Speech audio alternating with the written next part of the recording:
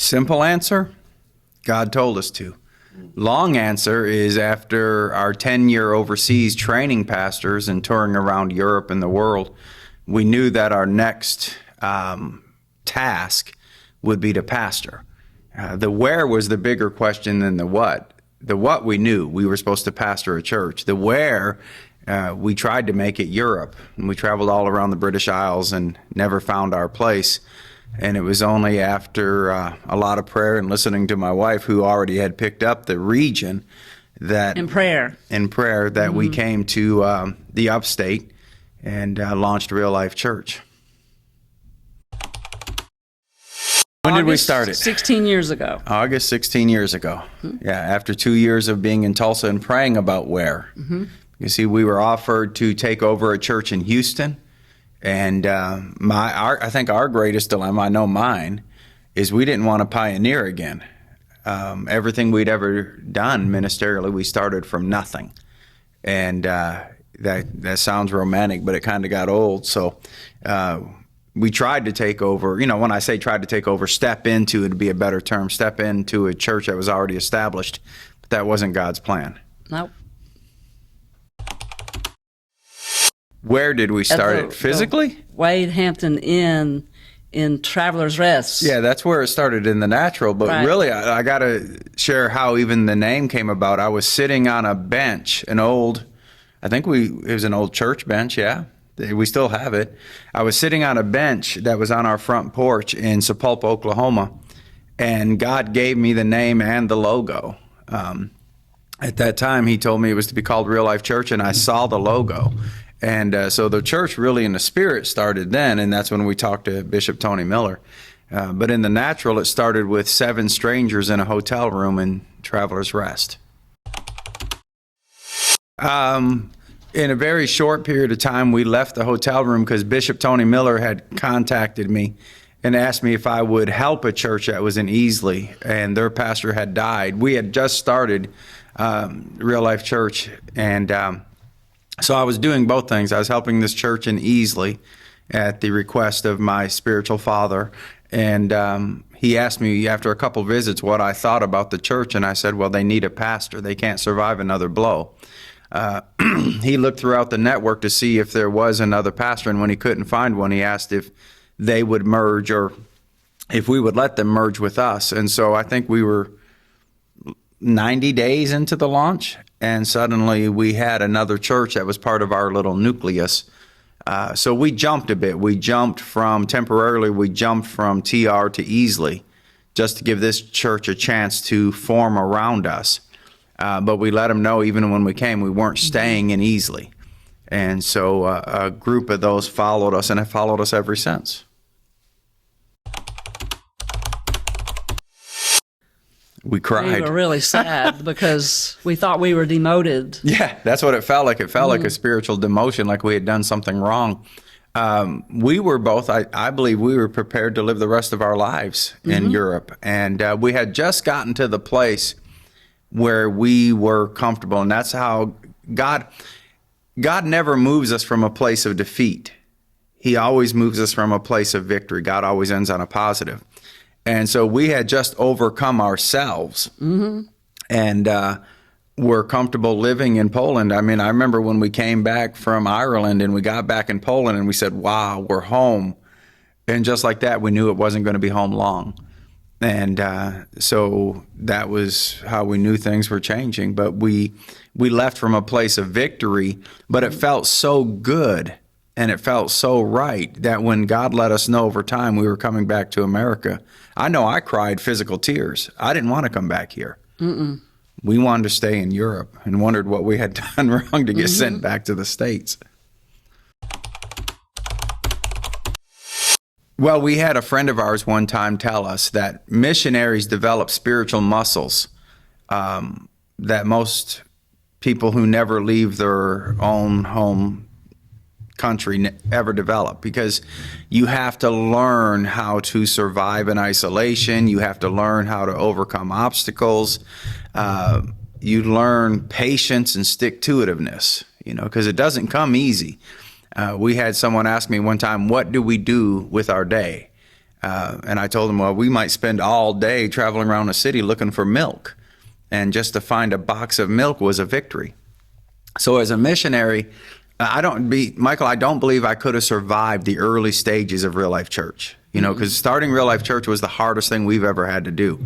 It took the longest. We went from preaching to relatively large crowds everywhere we went. And when I say large, I'm not talking thousands. I don't want to exaggerate it, but much larger. So we went from preaching to 300-400 to 10 and couldn't get past 10. Having 15 was like a massive Sunday.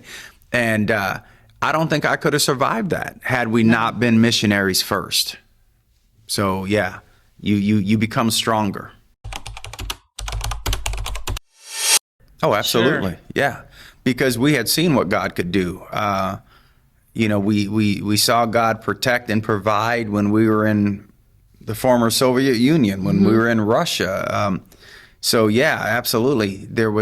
We had long since, I think, graduated past that stage of being afraid of a bug. So yeah, it absolutely helped us. There was a time where it was very obvious to me, and I held it in my heart and kept praying. And then I finally told him, what do you think about this? And I don't really remember your reaction. Well, there was, I think we both knew, but there was that one incident, if you'll recall. I was coming back out to Głogotów from Krakow, and you were at home in Głogotów. And when we timed it, God had spoken to us both at the exact same time that we would soon be leaving. To me, the major difference was you, as always, knew much further ahead than I do. Usually the Lord gives me about 6 months advance notice because I'm not really good with change. So he sort of gets me used to the idea. With me, he tells Pastor Jimmy, he's like a Mustang ready to run hard and fast. So he lets me know the minute it has to get done. Right, and then that's scary.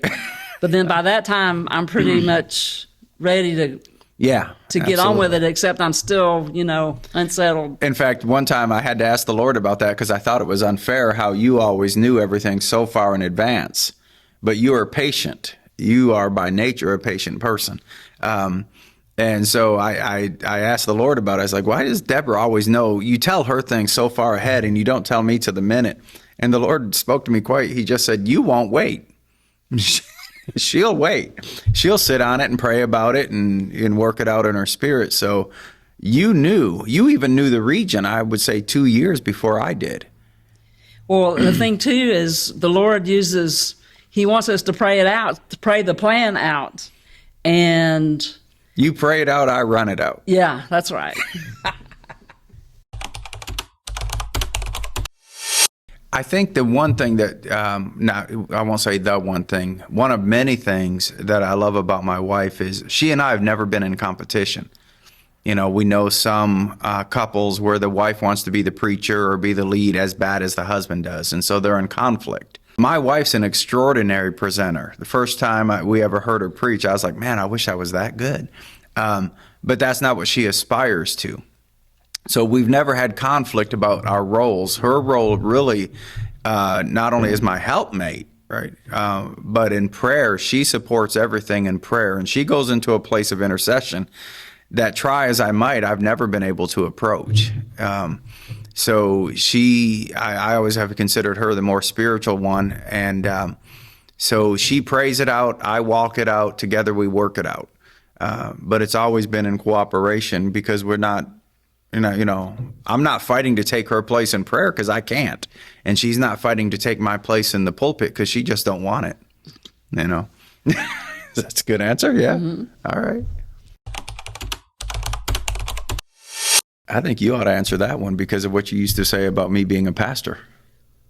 Oh, yeah. I didn't think, I didn't think. I knew that he was not meant to be a pastor because he didn't like people. So you have to love the people, right? Want to take care of them and nurture them. And my husband is not a nurturing person, but since he's... That sounds so bad. Since he's become a pastor, I saw his character, I don't know. Yeah, character development. Things change where now he's softer than I am. Well, you saw that change when we took over the pastorate for some friends down in Okeechobee. Right. And we had a situation where some friends of ours had pioneered a church and they needed a sabbatical. And so they asked us if we would step in. And so for 1 month, I played the role of pastor. And in playing the role, God put a new anointing on me. And she said she saw it. One day you said I was like glowing. Yeah, every time he stepped into the pulpit of that church, literally I saw a glowing light around him. And I was really curious, what is that? Why am I seeing this light around him? And it was every single time. And then I still didn't realize that the Lord was putting you, changing your position or changing your Anointing. He anointing. changed it, yeah. Right. Oh my goodness, that's a long story. Do you want the Deborah version or the you Jimmy don't want my version? but I don't like your the Deborah version. either. My version is accurate. Well, no, not entirely. Oh man, I can tell it in a few seconds. She tells it in a couple hours. My wife was playing the piano at a small, and I'm not being judgmental when I say it, but a rinky-dink church Because in God Denham said Springs. for me to be there. I mean, literally, And I didn't wood wanna be slat there. pews, probably sat 30, 40 people, maybe, if you max it all out. And so she was there. Everything about it was uncomfortable, physical, natural, spiritual. But then that pastor asked me to come preach. And so the Jimmy version is this beautiful woman was sitting on the piano and she looked over the piano and batted her eyes at me, and I fell in love instantly and forgot what I was supposed to be preaching on. And she saw me, she had to have me, she pursued me, and then she caught me. No, we met in a small church in Louisiana, and it was just one of those, how we ever met, only God could orchestrate it, because Deborah was a born and bred Southerner, and I was down from the north, and to meet at this little church out in the middle of Louisiana. And I wasn't from there. And you weren't from Panama there? City. And but no, we just literally when I saw her, I did lose my place. I lost my breath and forgot what I was supposed to preach on. And there's an old Foreigner song called "Cold as Ice," because I tell you what, baby, she was cold as ice. She wanted, you didn't want nothing to do with me. Why is he telling that? Because I asked you if you'd play a certain song, and you're like, do you want it in D, C, before the service, after the service? Okay, because I knew he had his eye on me and I didn't have my eye on him. But I won you over. So anyhow, we met at the little church and had to overcome a lot of things. I mean, the enemy Yeah. really worked to separate us. Our families came unglued, came against us. I was not who my wife had always prayed for. She had prayed for a word of faith, walking in love, grace preacher, and I was legalistic to the nth degree. I mean, I was all about dress code instead of the love code. And And he loved to tell people that they were going to hell with a smile when he preached. yeah, kind of. So I didn't like to hear him preach that much, but I knew that he was the one. She would always, when she would sit on the front row, she would never look at me while I was preaching, and I thought she was praying for me. And I told her, I said, love, I really appreciate the fact that you're praying for me, but it'd be nice if you'd look at me once in a while. And she said, I'm not praying for you. I just don't like to look at you when you're preaching. Because I preached with, You were mean. I preached with a scowl. Yeah. So anyhow, we met in a little church out in the country, and from there we've traveled the world, quite literally.